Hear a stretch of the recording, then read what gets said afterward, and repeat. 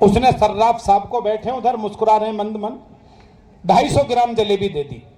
पीछे पीछे कैलाश अग्रवाल जी चले गए, 250 ग्राम जलेबी मुझे भी दे दे।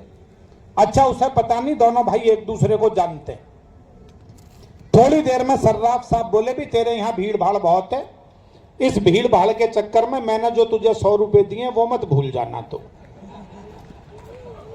जलेबी वाला बोला जी आपने तो 100 रुपए नहीं दिए मुझे। तब तक कैलाश अग्रवाल जी बोले भी तुम अपने झगड़े में मेरे 500 रुपए मत भूल जा। तालियां बजाओ जरा जोरदार वाली, मुझे माहौल बदलना। एक अध्यक्ष एक सेक्रेटरी, दोनों सुलझे हुए आदमी। अब जलेबी वाले ने कैलाश जी की तरफ देखा, बोले साहब आपने भी 500 रुपए नहीं दिए। फिर उसने सोचा कि सबके ही मना करूंगा तो ये जो बाकी ग्राहक हैं ये कहें भी सब तो झूठ बोल नहीं सकते, तू ही झूठ बोलना है। तो उसने सोचा कम नुकसान पे मामला निपटाओ। उसने राजकुमार जी की तरफ देखा, बोले जी याद आ गया आपने 100 रुपए दिए थे, आनंद लेना तो तालियों में कंजूसी मत करना। फिर घूमा कैलाश जी की तरफ, बोला जी आपने 500 रुपए नहीं दिए। मुंबई वालों बात कसम धर्म पर पहुंच गई। तो कैलाश जी ने, अध्यक्ष महोदय ने जो कसम खाई है, आपको कसम देता हूं समझ जाओ तो एक भी व्यक्ति की ताली उधार नहीं रहनी चाहिए।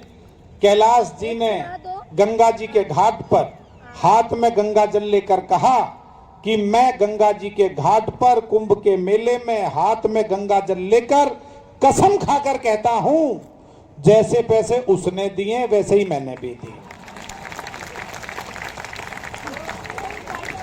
क्या कहता? और ये राजनीति की बात कर रहे हैं, मैं समय की सीमा देखते हुए लंबी चौड़ी बात की जरूरत नहीं है। पिछले दिनों मैंने एक प्रयोग किया, पूरे देश में सराहाया गया, चर्चित हुआ। मैंने कल्पना की देश में एक साथ बहुत सारे नेताओं की गाड़ियां खराब हो गई, बहुत सारी गाड़ियां एक साथ खराब हुई, उन्होंने गैराज में ठीक करने के लिए भेज दी। ये मेरा मिलियंस करोड़ों लोगों तक पहुंचा, ये मेरा कविता का टुकड़ा। बहुत सारी गाड़ियां एक साथ आई तो गैराज के मालिक ने यह सोचकर, सुरेश जी, कि कंफ्यूज ना हो जाऊं, प्रत्येक गाड़ी पर नेताजी का नाम लिख दिया। बाद में राज भैया मैकेनिक ने गाड़ियों की खराबी देखी, उसने नाम के नीचे गाड़ी की खराबी लिख दी। मुंबई वाले नहीं समझे आप बात अभी। ऊपर नेताजी का नाम है, नीचे उनकी कार की खराबी है। खराबी नेताजी की नहीं है, पर वो उनसे जुड़ जाए तो हर जोड़े पर आपकी तालियां चाहूंगा। सबसे पहली गाड़ी, उस पर लिखा हुआ था डॉक्टर मनमोहन सिंह। मैकेनिक ने नीचे लिख दिया मॉडल पुराना हो गया है, इंजन काम ही नहीं करता। मैंने कहा कि इससे छोटी कविता नहीं हो सकती, माइक्रो पोइट्री है, हर लाइन में आपका समर्थन चाहिए। दूसरी गाड़ी, उस पर लिखा हुआ था श्री लालू प्रसाद यादव। मैकेनिक ने नीचे लिख दिया कार्बोरेटर में चारा अटक गया है। और अगले जोड़े पर देखता हूं कौन ताली रोक कर दिखा सकता है। या तो रोक कर दिखाना और बजाने का मन करे तो ऐसी बजाना जैसी मेरे काव्य पाठ पर अब तक नहीं बजी है। श्री राहुल गांधी, अरे सुन तो लो पहले। श्री राहुल गांधी। मैकेनिक ने नीचे लिख दिया गाड़ी पूरी तरह पिकअप ही नहीं ले रही।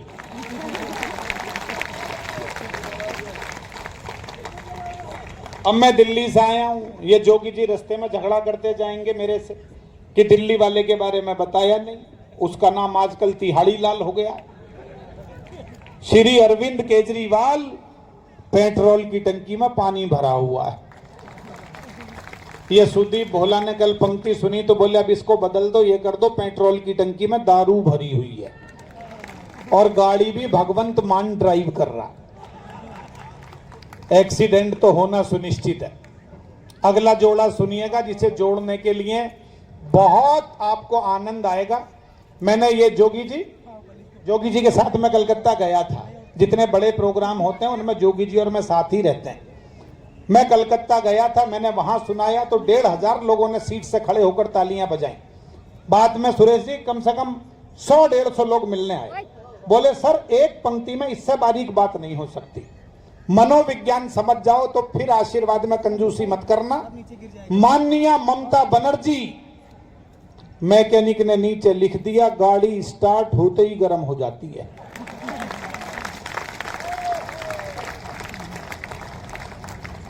श्री नरेंद्र मोदी स्पीड कुछ ज्यादा ही बढ़ी हुई है। ऐसा प्रधानमंत्री भी पहली बार मिला साहब देश को।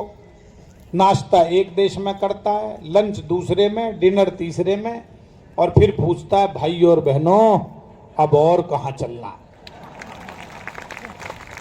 और अंतिम जोड़ा जिसे जोड़ने के लिए सारी की सारी बात जोड़ी, माननीय सोनिया गांधी जी। इंजन विदेशी है, खराबी समझ में ही नहीं आ रही। तो बहुत सारी खराबियां हैं जो समझ में नहीं आ रही हैं। मैं केवल 2 मुक्तक आपको सुनाता हूं। स्वरूप जी को याद किया मंजू जी ने, तो मैं बाबूजी को याद करता हूं। और एक मुक्तक सुन लीजिएगा। मैं जब आया था 1994 में, 1 साल उर्मिलेश जी संचालन करते थे, 1 साल सत्तन जी करते थे। मेरी स्मृतियों में वो कार्यक्रम है, पर 4 पंक्तियां सुनिएगा, मेरी अच्छी पंक्तियां हैं, मैं अध्यक्ष जी को सौंपता हूं। सुनिएगा, मंच का भी ध्यान चाहूंगा। समय था वो भी जब हर ओर अच्छे लोग रहते थे। समय था वो भी जब हर ओर अच्छे लोग रहते थे। जलन नफरत घुटन से दूर ऐसे लोग रहते थे। तालियां चाहिए अगली 2 पंक्तियों पर, कविता के पारखी लोगों की। जलन नफरत घुटन से दूर ऐसे लोग रहते थे। यहां महलों में भी पसरा है अब तो झूठ का साया। कभी कच्चे मकानों में भी सच्चे लोग रहे। कभी कच्चे मकानों में भी सच्चे लोग रहते थे। कभी कच्चे मकानों में भी सच्चे लोग रहते थे। और मेरी आज की काव्य पाठ की अंतिम 4 पंक्तियां सुनिएगा।